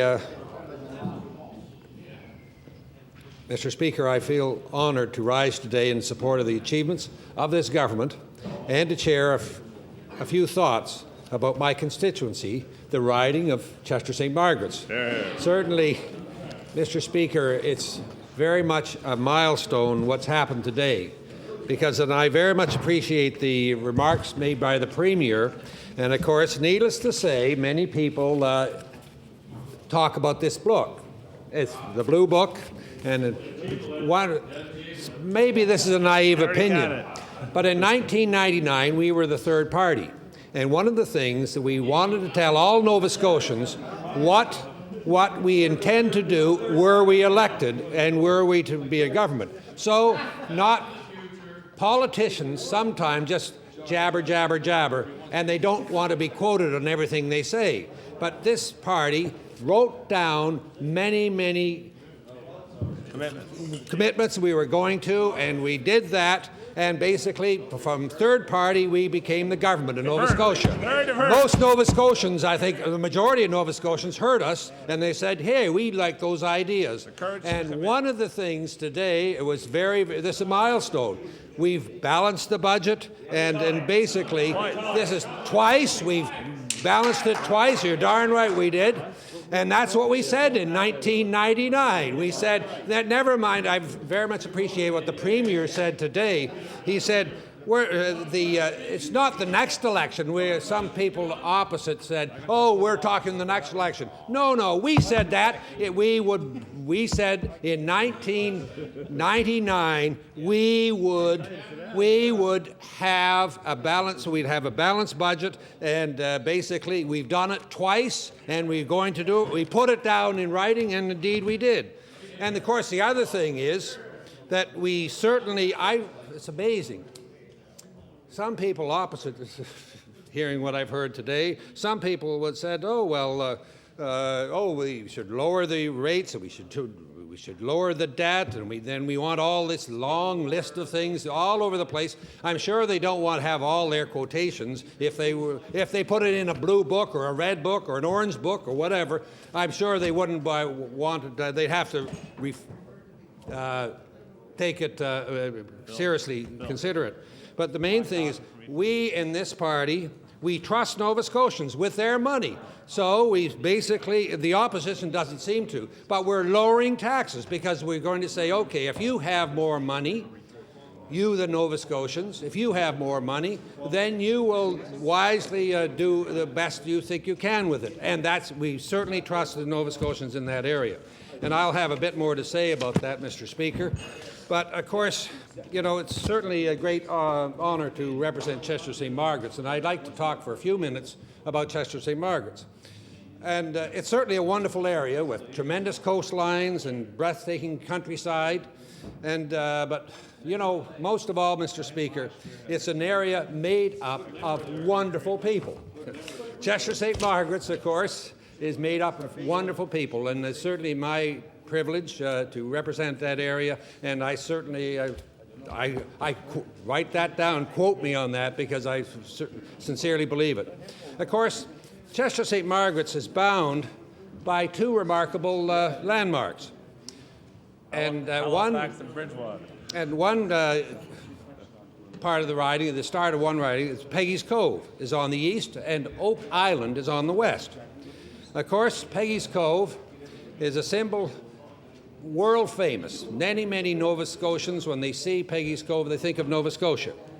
And of course, it's known for its lighthouse, its majestic rocks and the rough surf, and the quaint village. And certainly, in many people's mind, that picture of Peggy's Cove represents Nova Scotia. Of course, Peggy's Cove and many other coastal communities in the riding are also known for the tremendous response of local residents after the Swiss Air tragedy. Of course, many of people were there to help out, and many of them went to help the people and to look and assist the authorities in trying to recover the plane. It was a very tough time, but it was amazed me that Swiss Air, they often, when somebody did a good job, they certainly thank them for their efforts. But the whole town of Blandford and area, and Bayswater and Peggy's Cove, the whole area got a thank you for all the dedicated work they put in that tragedy. And certainly, I think they aptly did that, because it wasn't just one person. People got together and helped out in this terrible tragedy. Incredible volunteers. And the main thing is, of course, I think many people in Chester St. Margaret's, and I think in many people in Nova Scotia, realize that if we work together, we have a better chance of accomplishing something, not doing things very sort of voluntarily. Everybody works together. Of course, I did mention that at the other end of Chester St. Margaret's is Oak Island. You know, that's sort of it's certainly, Oak Island has been shrouded in mystery since 1795. And this, exactly, where's the treasure? They're still looking. And the small island is on the course of, just off the coast of Western Shore. And according to one theory is, of course, the place that Captain Kidd buried his treasure. And of course, I don't want to say that's only one theory. There are many, many theories and things like that. So, and they're still looking at them. I haven't, well, here, I'll tell you in a minute. My friend just asked, have I looked for the treasure? I've been on the island, and certainly, there are many, many people have. In fact, it's very interesting.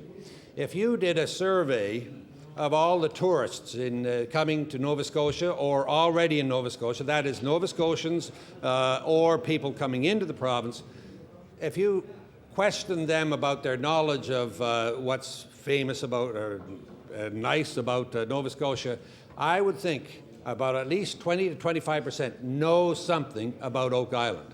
And it's just amazing.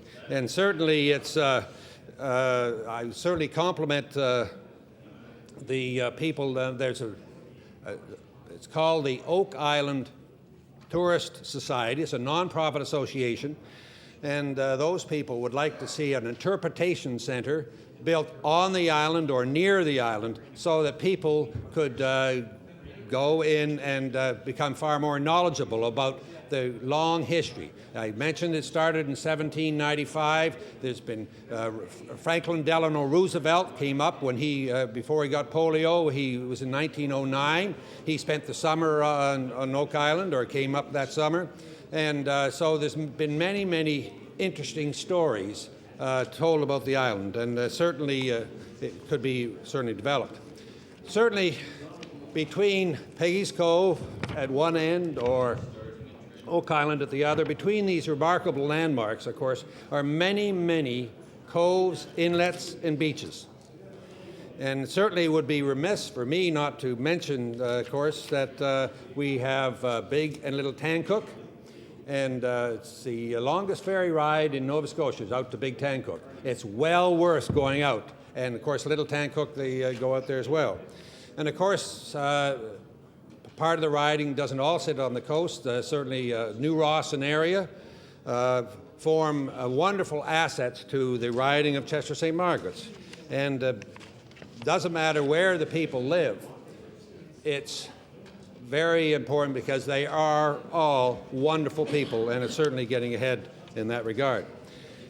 Mr. Speaker, I very much appreciate this opportunity, though, to speak on the throne speech debate, and because I was very, very positive of what I think we got in that speech. And basically, I'd like to say some of the most important things, certainly in my mind, what made it very positive action that we're going to take. Certainly, I don't think any government is perfect, but the main thing is we are going in the right direction. And the other thing is we tell people what we're doing and invite people to come along with us. We don't just rattle, we put it down in a book. And I very much appreciate the Premier being very proud of what he was quoted in here, and that's what we got. We put it down, and we're going to keep in that regard too. And that's right. It's the courage we've done, put it down, and we will tell people what we're doing and then try to do it. And we certainly have a very good record in that regard.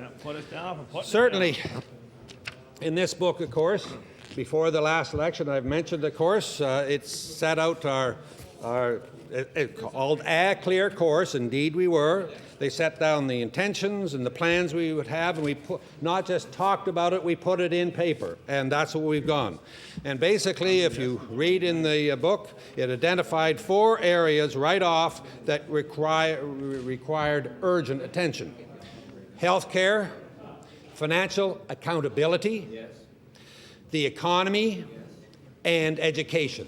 And that's what we have done in these regards. And then not only these were areas we promised to pursue before the election in 1999. That is, if we get elected, we'll work in this regard. Indeed, we were elected as government, and we have indeed pursued them. And that's why today is a milestone. We balanced the budget twice now, and we're going in the right direction. And I certainly think everybody would appreciate the speech that the Minister of Finance gave us today, because he just talked to the basics of it, and we very much appreciate it. And we certainly, we've been successful. We're certainly, we're not perfect necessarily, we're certainly going in the right direction. And one of the greatest strengths we have is when we said what we do, we have done it. Yep. We have done it. Said it, This done government certainly has been, I underline the word has been, responsive to the people. Certainly in Chester St. Margaret's, certainly many, many people know that locally. And I'll tell you about something very, very important to many people in Chester St. Margaret's. And that was, of course, the Municipal Government Act was amended by this House to provide the people of Chester and basically all the communities in the province the opportunity to vote in a democratic, they have an opportunity to have a democratic vote in deciding whether or not to be a town. Basically, we did have a law in the books that said, okay, if you want to be a town, about 100 people could come forward and they'd have a hearing, and that did happen. And so the 3 adjudicators came to Chester, and they stayed, I think, 10 days. And then they took a year and a half to write a report, and they said, okay, you people be a town. Needless to say, many people in Chester municipality, especially in District 3, have lived in Chester more than 2 weeks. And so they said, I'd like a vote on this. They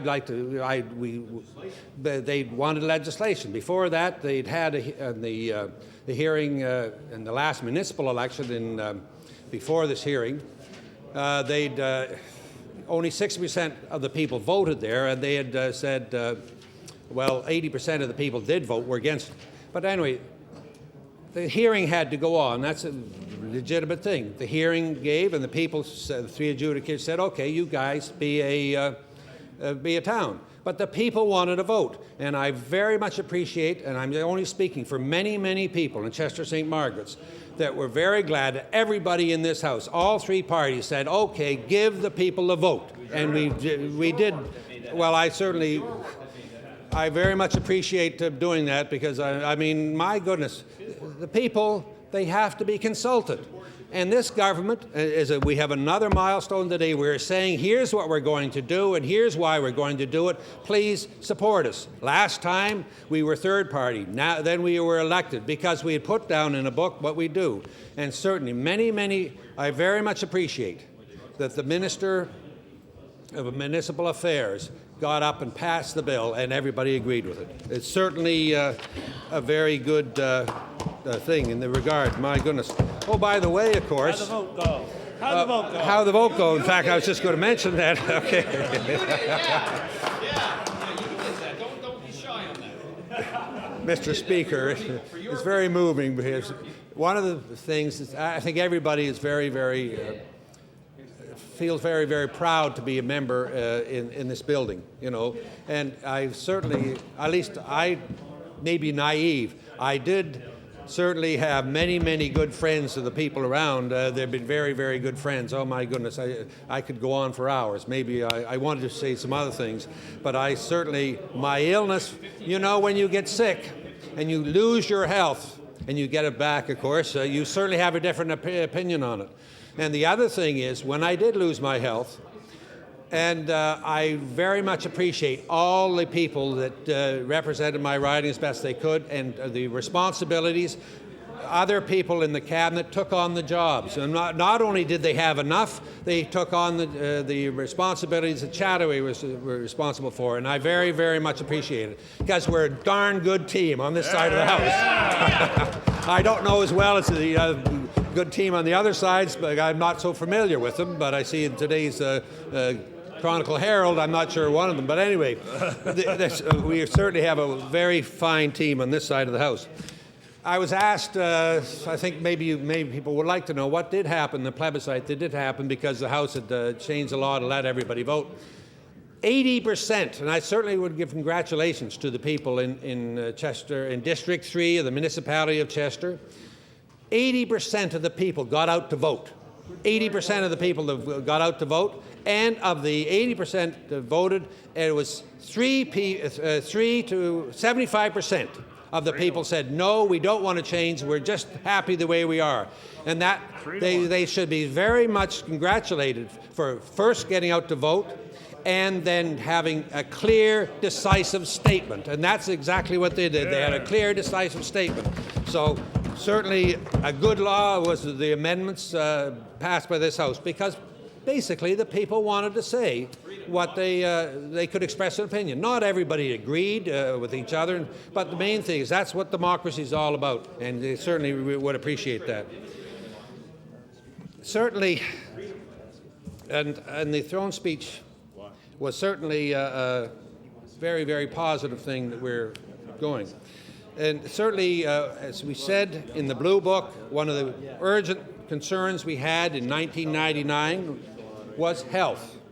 And here are some accomplishments that this government has accomplished in health care, etc., in Nova Scotia.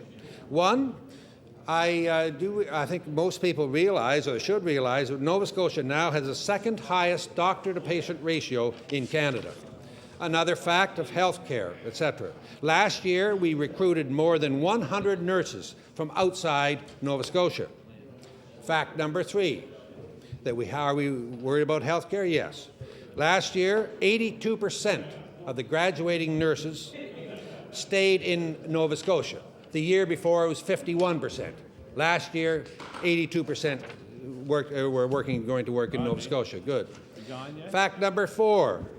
In Nova Scotia, acute health care facilities will receive 7% increase for each of the next 3 years. My, that's a very great step forward. I think we are the first province in Canada to give them 3-year budgeting. Multi-year budgeting, yeah, 3 years. And that's that's a great step forward. Are you voting Well, I think I am. My friend says I'm going to vote Conservative. I think I will. And, of course, we have the budget just proves it today, too. We've made significant investments in new diagnostic equipment, more CAT scans, MRIs, and that indeed will shorten waiting lists and improve patient care. We're going in the right direction. We're not in paradise, no, but we're going in the right direction. Certainly, it's very, very important by a person who's lost his health and then got it back. Then you really appreciate health care and health promotion. So we've created the Office of Health Promotion to increase the focus and the attention on helping people stay healthy. It's a very wise move. My, oh my. The other thing is another point that we said in 1999, and we're going to do work in this area, was education. And I'm not sure everybody, anyway, I do know a bit more about education because before I had the honor of representing Chester St. Margaret's, being voted in that regard, I was a school teacher for a mere 29 years. Really? And so basically we've certainly gone forward in that regard too. And here are some of the things that I think we should all feel proud of, and because we could all share pride in our accomplishments. One is certainly the government's plan, Learning for Life, is back to the basics plan, focused on the classroom. Certainly the government has reestablished the 3 R's. Another thing, of course, it has provided new books, over 700,000 books in classrooms since 1999. Notice I repeat classroom, classroom, classroom, because that's where we're going. We're getting work and doing all sorts of in the classroom itself. Certainly we've put more computers in classrooms, and we have goals to have more in. Certainly classroom sizes are smaller and will become smaller for the youngest grades. That's a very good point to go forward with, too. The other thing is negotiations with the teachers has come to a successful conclusion without disruption to the classroom. Important, very important. And thus the government has averted a strike that would never have helped any classroom or anything like that. The strike was averted, and obviously that would be good news for students and parents. And we did have the money to do it with, too. And it's very good thinking ahead. So that was all decided, and so classrooms is going to do the good job they have. And of course, this budget pointed out today, too, we have supported and are expanding the Nova Scotia Community College system. Oh my goodness, we've gone very much the right way. From what I understand, there will be 2,500 new seats in a community college system, so they're going to be able to give more instruction and technical instruction. We're certainly going in the right way. Oh my goodness, because it may be naive.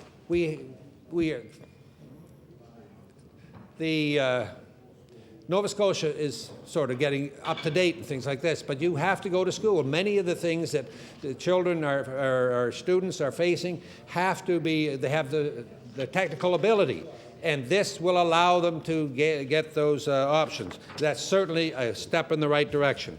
And the last thing about education, too, is we are now addressing student debt. Because nobody wants a debt, but they have to think. And basically, this year, we're helping students pay off their student loans when they graduate. It's just amazing to me that some people across there don't say, oh, what did you do before? Well, we have improved it. You're darn right we have. It's $5.1 million to help out student debt. And that's 1 year for the good students of Nova Scotia.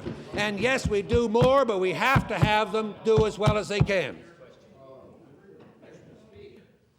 The honourable member for Sackville-Cobequid on a point of order. Yes, Mr. Speaker. I'm just wondering, as way of point of order, Mr. Speaker, if the member who is speaking knows that it used to be $10 million before they cut it. Now students are going to have half the amount that they had before. On the point of order, but anyway, the honourable member Chester St. Margaret has the floor. I very much appreciate this opportunity. I don't have as whatever. Thank you. And long story short, let's talk about the economy. Yeah. The economy of Nova Scotia. The economy of Nova Scotia, by the way, correct me if I'm wrong, but basically I understand that Nova Scotia last year had the second best economic development of all the Canadian provinces. We are the second best. Okay, we ain't number one, but we're not number last either. We're going in the right direction. My, oh my. And that's why many Nova Scotians feel very positive about staying in Nova Scotia, because my first job was ever in Lunenburg County, etc. But I inevitably saw people, they'd grow up and then they'd go west, and then they'd go to Ontario. They go out west, they go to the States, and then they'd often come back to retire here because it's cheaper here and stuff like this. But basically, more and more people are saying, yes, I want to stay in Nova Scotia. We are giving them the opportunity to get good training and enticing them, and hopefully they will stay in Nova Scotia. And we have to do things to make that easier for them, and that's certainly the way it's going. The other thing is, too, and correct me if I'm wrong, since this government since we became the government in 1999, there have been 26,000 more jobs in Nova Scotia. And that's 26,000 jobs have been more than we were when we started. So we're going in the right direction. My friend has just given me some lessons too, that now in Nova Scotia, 435,000 people are working. That's the most Nova Scotians working at one time. So many people think very positively, and we're going in the right directions. Alberta's are coming home. Yeah. Okay. The other interesting thing too is Nova Scotia last year, we have recorded a trade surplus for this province. This province has a trade surplus. That's because many people doing jobs in Ontario, pardon-moi, I don't speak this. Practice makes perfect. I'm getting better all the time. But Nova Scotia had a trade surplus. So many people working on jobs, etc., are basically our economy is certainly based on what we sell outside the province, and this is the first trade surplus in a generation. So that's a good sign too. Also, of course, I think every year we notice that tourism is a growing activity all over Nova Scotia. And basically, every year, the numbers and the visitors, et cetera, are usually inevitably improved past what happened the year before. So I certainly like to wish everybody in that business, keep up the good work. You're proof positive that you're telling people from inside Nova Scotia, outside Nova Scotia, you're just saying what a beautiful province it is to relax in and have fun. So keep up the good work. It's a positive thing. Okay. Basically, our commitment is to a strong economy and to a sound fiscal management as the basis for a healthy society. A society that can meet the needs and supply the services that Nova Scotians want. To do that, of course, we've had to get our financial house in order. Well, we did that. Second balanced budget. The first one in 1 year, but before that, 40 years. We were always at deficit. Now we're balancing the books, but still wisely spending money to improve some of the services Nova Scotia have. It's a balanced thing. It's going forward, and we're thinking about it, but we're going in the right direction. We certainly produced the first balanced budget in Nova Scotia, as I mentioned, in 40 years. This speech, I put these thoughts down before today. So anyway, we've certainly gone a long way. My, oh my. Not only, the other interesting thing is, not only have we balanced the budget, we will lower taxes for working families. Lowering taxes makes Nova Scotia's economy stronger. That's basically the line of it. That's what anybody, I think, would say. If you have a good lowering taxes, gives people more money, and that makes this economy stronger. Lowering taxes will create jobs. It will be proof positive that Nova Scotians can spend I underline their money, better than governments can. Most people, they say, okay, if I had this money, I would do this. Basically, you can't take all their money and say, oh, you be happy. Or we're taking all your money, you be happy. But basically, it's proof positive that they can spend their money better than governments can. We have, of course, all shared in sacrifices coming to this point. But now we can all share in some of the gains. People best understand their needs. And they best know how to use their money. So we certainly... Would the honourable member like to move adjournment debate? Yes, I would. Motion to adjourn debate, is it agreed? The honourable government house leader on tomorrow's hours and order of business. Yes, Mr. Speaker. Mr. Speaker, I move that the House to now rise to meet again on the morrow at the hour of 12:01 p.m.